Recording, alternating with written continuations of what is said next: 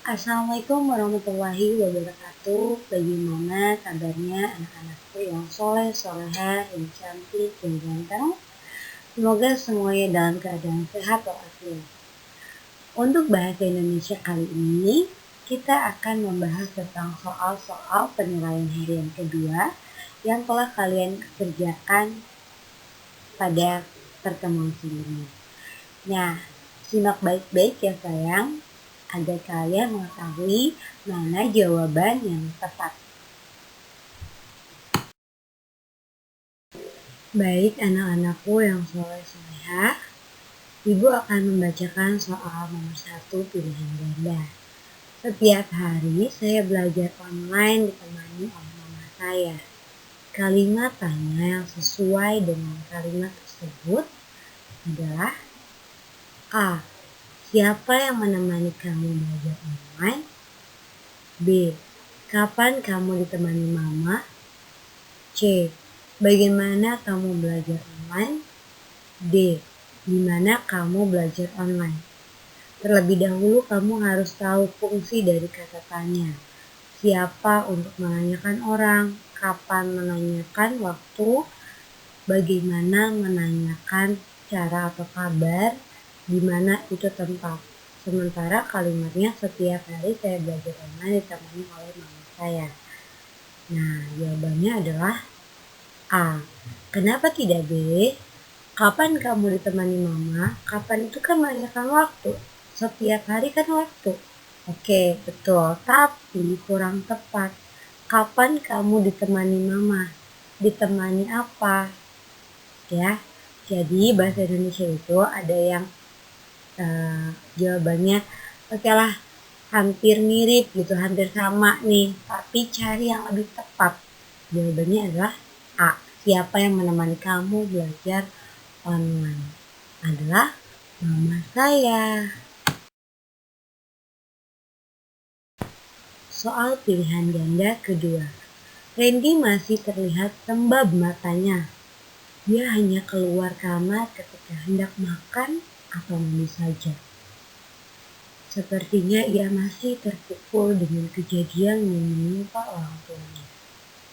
Kalimat tanya yang sesuai adalah A. Kapan Randy makan dan mandi? Ada tidak jawabannya? Tidak ada, tapi bukan itu. B. Bagaimana kondisi Randy sepeninggal orang tuanya? Jawabannya ada tidak.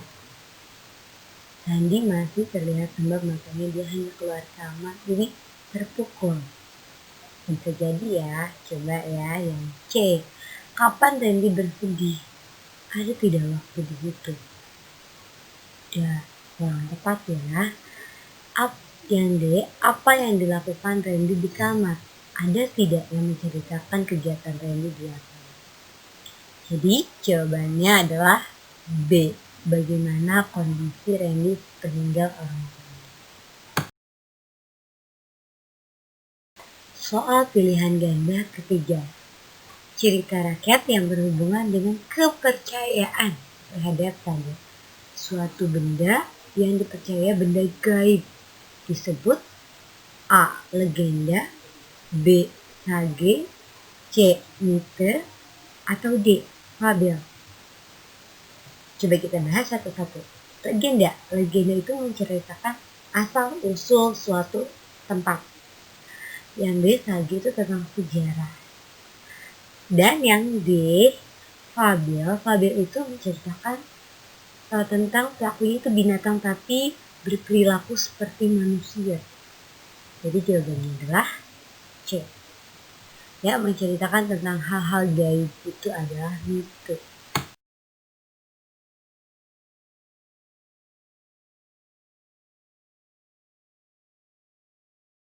Soal pilihan ganda nomor 4.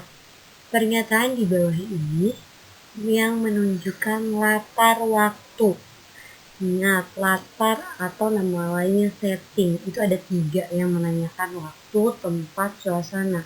Di sini yang ditanyakan adalah yang menyatakan latar waktu. Coba yang A. Ibu ditinggal dengan menangis terseduh-seduh. Ada waktu tidak? Tidak kan? Nah itu kayaknya suasana. Yang B, hidup bahagia karena terpenuhi sebuah kebutuhan. Ada waktunya tidak? Tidak ada. Yang C, sekarang ia tinggal di rumah kakek. Di rumah kakek itu latar tempat, jadi bukan waktu. Yang D, pada zaman dahulu, nah sudah jelas di sini. Zaman dahulu itu adalah waktu, ya, pada zaman dahulu. Paham sampai sini? Jadi jawabannya adalah D. Anak-anak, ibu akan membacakan teks untuk menjawab soal nomor 5, 6, dan 7. Simak baik-baik. Alkisah, di sebuah lereng pegunungan ada sebuah desa yang permai. Hampir seluruh penduduk di sana bermata pencaharian sebagai pencari kayu. Mereka memanfaatkan hutan yang ada di sekitar pemukiman mereka. Pohon-pohonnya besar dan berdaun lebat. Awalnya mereka hanya mau menebang pohon yang sudah tua. Tetapi akhirnya mereka menjadi lupa diri. Para penebang kayu ini sudah tidak peduli lagi. Meskipun usia pohonnya masih muda, mereka tetap saja menebangnya. Suatu ketika Riri dan Nina bermain-main ke bukit. Dua gadis cilik ini ingin mencari bunga dan kupu-kupu di sana. Akan tetapi, alangkah kagetnya kedua gadis cilik ini. Bukit yang dulu mereka kenal kini sudah berbeda sama sekali. Bukit itu menjadi tandus. Pohon besar dan rimbun sudah sulit sekali mereka temui. Bunga-bunga yang indah telah berubah menjadi alang-alang yang tak terurus. Kupu-kupu telah pergi entah kemana. Ini adalah dongeng Petuah Pohon Tua karya Habib. Nah, kita lanjut ke soal nomor 5, 6, dan 7.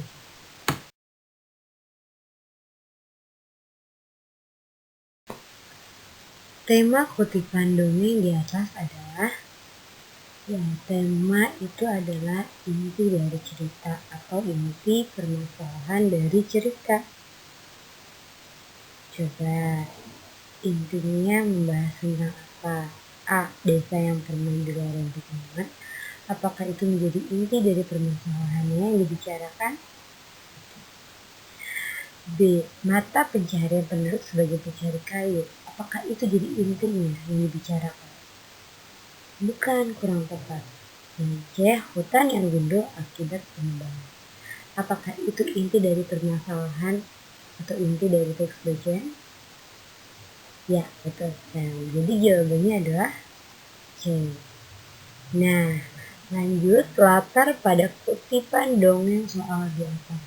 Latar itu kan nama lainnya setting. Yang saya kan tuh setting suasana bisa, setting waktu bisa, setting tempat bisa. Nah, kita lihat pilihan gandanya.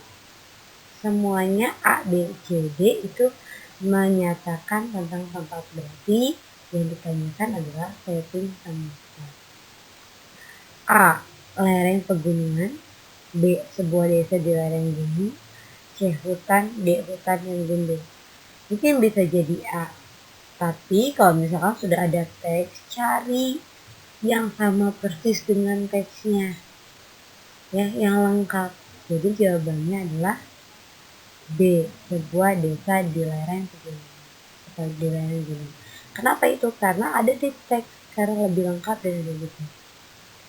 Nomor 7. Amanat dongeng pada soal di atas adalah, biasanya amanat itu adalah pesan yang disampaikan penulis kepada pembaca. Bisa tersirat atau bisa juga tersurat. Kalau tersirat tersembunyi tapi memang ada. Kalau tersurat ada tertulis dengan kita bisa melihatnya langsung. Nah, amanatnya adalah A. Jangan membuang sampah sembarangan. Nyambung tidak dengan teks? Tidak. B. Kita harus menghormati orang tua yang telah melahirkan kita. Sesuai tidak dengan teks? Tidak juga ya. Yang C. Jika harus menjaga lingkungan kita dari segala gangguan, itu juga tidak sesuai. Jadi yang sesuai adalah janganlah menebang pohon secara membabi buta. Membabi buta itu berlebih-lebihan. Baik anak-anakku, Ibu akan membaca teks untuk menjawab soal nomor 8 sampai dengan 10. Simak baik-baik. Prabu Tapa Agung menunjuk Purbasari putri bungsunya sebagai pengganti menduduki 2 kerajaan. Purbasari memiliki kakak yang bernama Purbalarang. Ia tidak setuju adiknya diangkat menggantikan ayah mereka. Kegeraman Purbalarang yang sudah memuncak membuatnya mempunyai niat menjelekkan adiknya. Dia menemui seorang penyihir untuk memantrai Purbasari sehingga saat itu juga tiba-tiba kulit Purbasari menjadi bertotal-total hitam.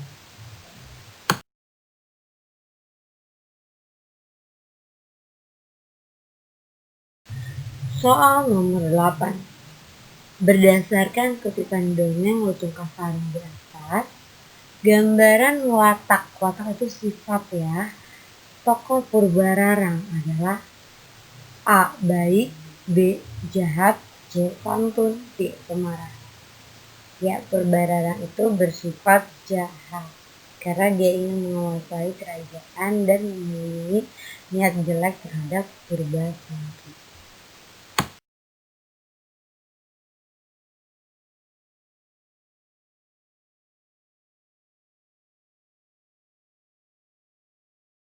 Nomor 9.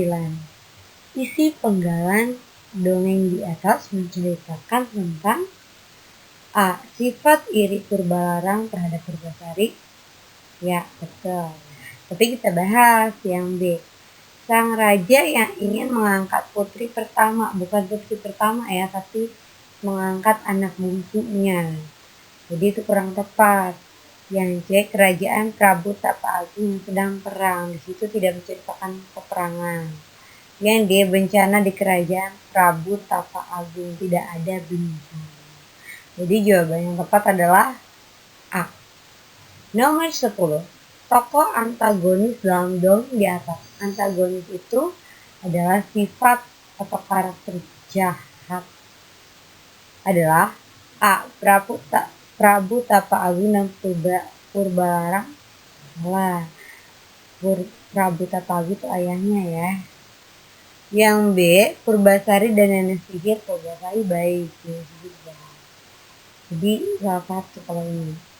Yang C. Purbasari dan Purbalarang juga. Yang betul adalah yang Purbasari dan nenek sihir. Kenapa? Karena mereka mempunyai sifat iri, dengki, ya, dan jahat pastinya. Soal berikutnya adalah soal isian singkat. Nomor 11. Titik-titik upacara penurunan bendera merah putih kemerdekaan dilaksanakan. Nah, kata tanya yang tepat untuk melengkapi kalimat rumpang. Kalimat rumpang itu kalimat yang belum jelas, masih ada bolong-bolongnya. Ya, jawabannya adalah kapan. Kapan upacara penurunan bendera merah putih? Itu udah klop banget.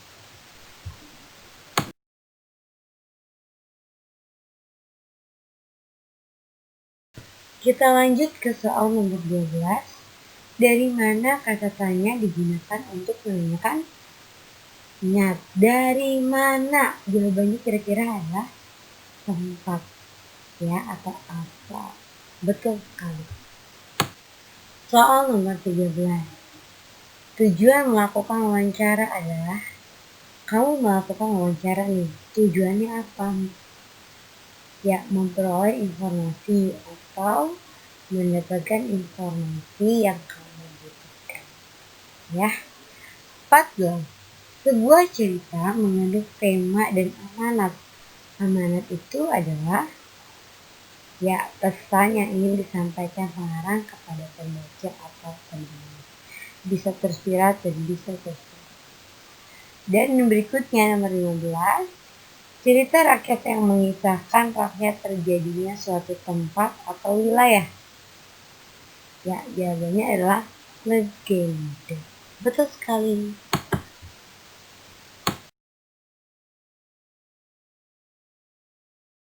Nomor 16. Apa yang dimaksud cerita rakyat? Cerita rakyat, cerita itu berkembang di setiap daerah dan yang menceritakan asal-usul atau legenda yang terjadi di suatu daerah tersebut. Biasanya cerita rakyat ini cerita berasal dari masyarakat dan berkembang dalam masyarakat. Jadi tidak diketahui siapa penciptanya dan cerita rakyat itu secara turun-temurun. Jadi dari kakek nenek kalian terus pindah ke ibu kalian dan ke kalian. Jadi ceritanya itu turun-temurun gitu.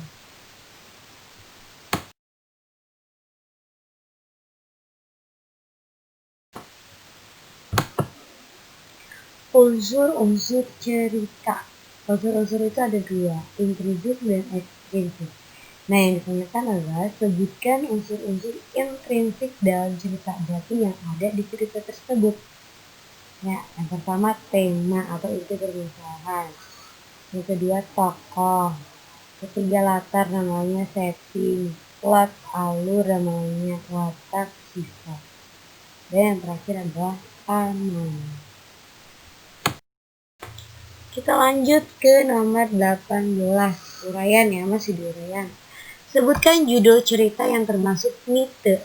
Ingat, mite adalah cerita rakyat yang berisi tentang hal-hal yang menakjubkan atau hal-hal mistis ya. Jawabannya adalah judul cerita Nyi Roro Kidul, Jaka Tarub, dan sebagainya.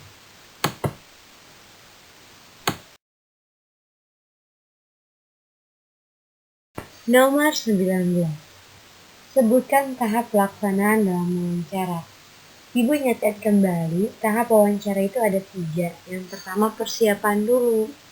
Apa-apa saja yang harus disiapkan. Nah, kedua tahap pelaksanaan dan ketiga tahap laporan. Di sini yang ibu tanyakan adalah sebutkan tahap pelaksanaan dalam wawancara. Jadi ketika kamu melakukan wawancara atau dalam pelaksanaan itu, apa dulu sih yang kamu lakukan? A. Mengucapkan salam dulu. Assalamualaikum warahmatullahi wabarakatuh. Gitu. Memperkenalkan diri, mengutarakan maksud dan tujuan wawancara, menyampaikan pertanyaan dengan teratur, tidak monoton, tidak lihat terus catatan, ya, tapi sesekali perhatikan narasumber agar dia merasa diperhatikan. Kemudian yang E, mencatat dan merekam pokok-pokok wawancara. Yang F, menghadiri dengan salam dan meminta kesediaan narasumber untuk dapat dihubungi kembali jika ada yang perlu dikonfirmasikan atau dilengkapi. Soal nomor 20. Sebutkan hal-hal yang harus dihindari dalam pelaksanaan wawancara. Jadi ketika kamu berwawancara, apa sih yang tidak boleh dilakukan? Yang pertama, mengulang-ulang pertanyaan yang sama. Kamu misalkan di awal sudah menanyakannya, kemudian kamu menanyakan kembali. Itu kesannya apa yang telah dijawab oleh narasumber itu kamu tidak nangkep atau kamu tidak memperhatikan jawabannya, sehingga kamu mengulang-ulang terus. Itu tidak boleh. Nah, yang berikutnya terlalu banyak gerak, kayak kamu kayak gelisah gitu ya. Terus kalau enggak lehernya kemana-mana gitu tanpa memperhatikan narasumber, itu juga tidak boleh. Berikutnya memotong pembicaraan, narasumber lagi menjawab tiba-tiba kamu mengkat atau memotong. Tidak ramah alias jutek, kayak kita butuh tapi kita jutek. Dan lain sebagainya. Dan lain-lain. Alhamdulillahirrahmanirrahim. Akhirnya selesai untuk pembahasan bahasa Indonesia hari ini. Semoga apa yang Ibu sampaikan, apa yang telah kita bahas hari ini dapat bermanfaat untuk anak-anakku yang soleh-solehah yang cantik. Dan ingat, jangan lupa belajar ya dan berdoa. Oke? Sekian dari Ibu, kurang lebihnya Ibu mohon maaf. Terima kasih. Wassalamualaikum warahmatullahi wabarakatuh. Dadah.